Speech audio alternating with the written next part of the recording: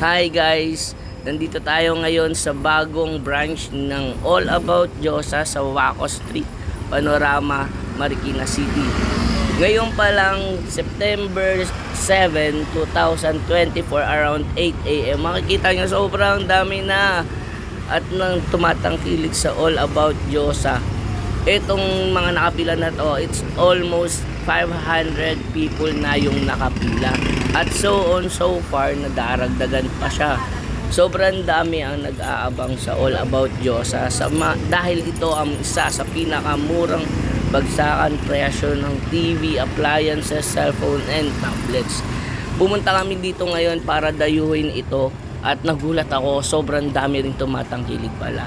Ito naman yung mga first na napunta o nagpunta dito sa shop.